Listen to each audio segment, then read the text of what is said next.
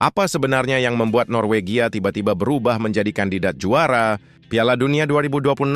Apakah karena mereka punya tim yang luar biasa atau karena mereka memiliki satu pemain yang seolah tidak pernah gagal mencetak gol? Kalau kalian menonton pertandingan Norwegia melawan Pantai Gading, mungkin kalian sempat berpikir kalau wakil Afrika itulah yang lebih pantas menang. Mereka lebih sering menguasai bola, lebih banyak menembak ke gawang, bahkan berkali-kali membuat pertahanan Norwegia kelabakan. Tapi masalahnya, sepak bola tidak pernah ditentukan oleh siapa yang tampil lebih indah. Sepak bola ditentukan oleh siapa yang mampu memanfaatkan satu kesempatan. Dan disitulah Erling Haaland kembali, menunjukkan kenapa dirinya dianggap sebagai salah satu penyerang paling mematikan di dunia. Sepanjang pertandingan, nama Haaland nyaris tidak terdengar. Ia selalu terkunci oleh para bek Pantai Gading. Bahkan banyak penonton mulai bertanya-tanya, apakah sang bomber akhirnya benar-benar berhasil dimatikan? Namun ketika pertandingan memasuki menit-menit terakhir, semuanya berubah. Menit ke-86, Norwegia mendapatkan satu peluang yang mungkin menjadi kesempatan terakhir mereka. Haaland bergerak ke ruang kosong, menerima bola, lalu melepaskan penyelesaian yang begitu tenang. Gol! Hanya satu sentuhan, satu peluang, dan Norwegia langsung berbalik unggul 2-1. Pantai Gading yang tampil lebih dominan akhirnya harus pulang dengan tangan kosong. Inilah yang membuat Haaland begitu menakutkan. Ia tidak membutuhkan 10 peluang untuk mencetak satu gol. Satu peluang saja sudah cukup menghukum lawan.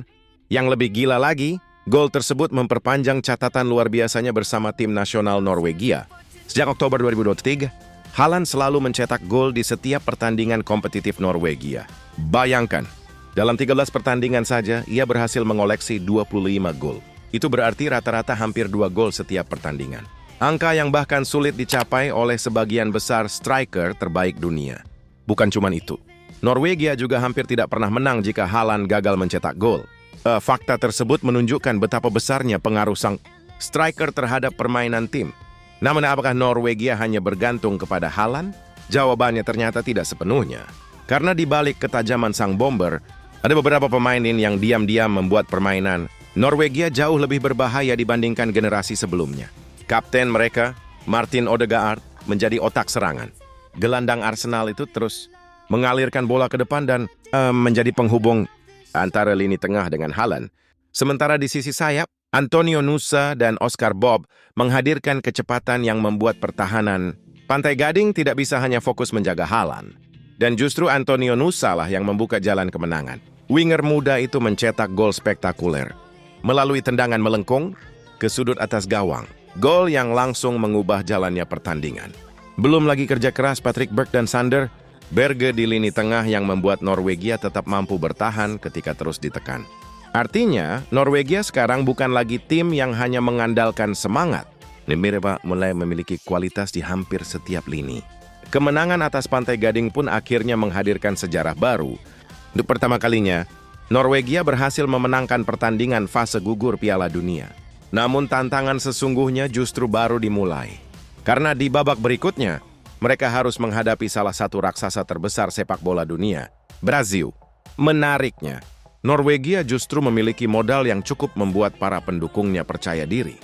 Dalam 4 pertemuan terakhir melawan Brasil, mereka belum pernah kalah. Lalu mampukah Haaland kembali menjadi pembeda ketika menghadapi tim Samba?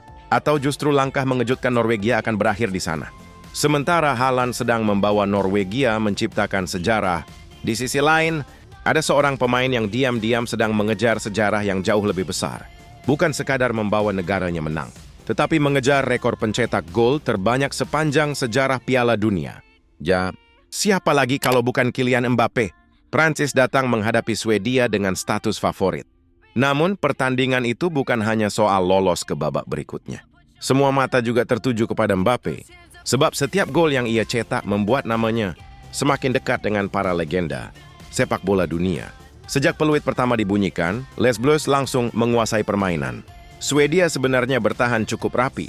Bahkan Mbappe sempat mencetak gol yang kemudian dianulir karena offside. Tetapi bagi pemain sekelas dirinya, kegagalan itu bukan masalah. Ia hanya menunggu kesempatan berikutnya. Dan kesempatan itu akhirnya datang menjelang turun minum. Berawal dari skema sepak pojok pendek, Mbappe menerima bola di dalam kotak penalti. Tanpa berpikir panjang, ia melepaskan tembakan keras yang meluncur ke sudut gawang. Gol! Prancis akhirnya memecah kebuntuan. Namun ternyata itu belum cukup. Memasuki babak kedua, tekanan Prancis justru semakin menjadi-jadi. Bradley. Barcola menggandakan keunggulan setelah menerima umpan matang dari Mikael Olise.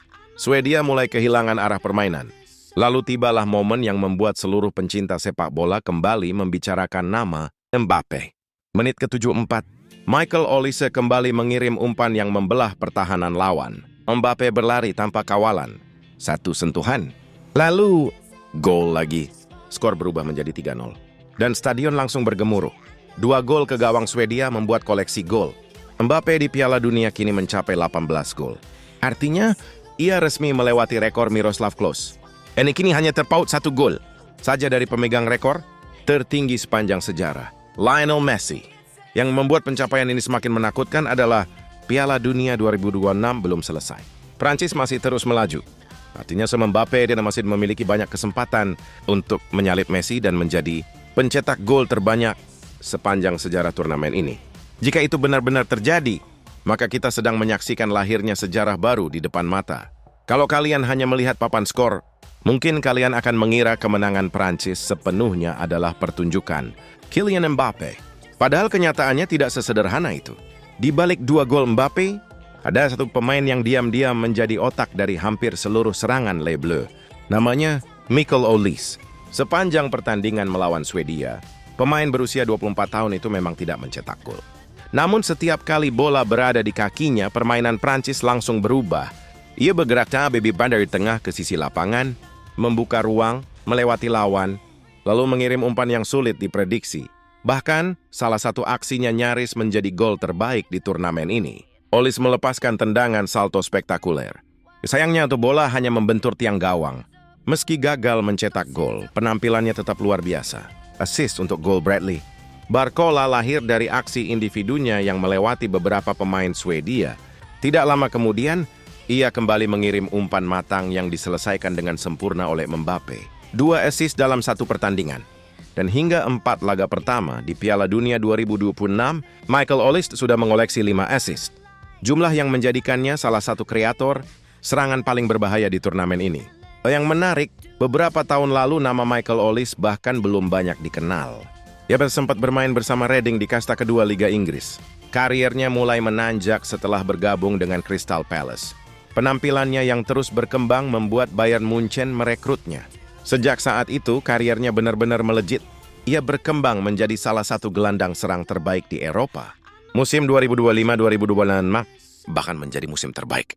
Dalam kariernya hingga berhasil meraih penghargaan pemain terbaik Bundesliga. Kini, kualitas itu juga ia tunjukkan bersama tim nasional Prancis.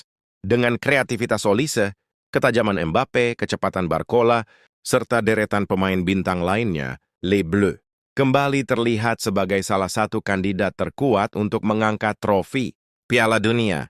Di sisi lain, Norwegia juga mulai membuat dunia percaya bahwa mereka bukan lagi tim kejutan. Mereka memiliki Haaland yang selalu mencetak gol di saat-saat penting. Mereka memiliki Odegaard yang mengatur tempo permainan, serta generasi muda yang mulai menunjukkan kualitas di panggung terbesar. Kini, 2 tim dengan cerita yang berbeda sedang sama-sama memburu mimpi terbesar. Prancis ingin kembali menjadi juara dunia, sementara Norwegia ingin menciptakan sejarah yang belum pernah mereka raih sebelumnya. Pertanyaannya sekarang, siapa yang lebih berpeluang melangkah lebih jauh? Apakah Prancis dengan deretan bintang kelas dunia yang mereka miliki, atau justru Norwegia yang sedang menunggangi performa luar biasa Erling Haaland? Tulis pendapat kalian di kolom komentar. Jangan lupa tinggalkan like jika kalian menikmati video ini. Subscribe agar tidak ketinggalan update terbaru seputar Piala Dunia 2026. Sampai jumpa di video berikutnya.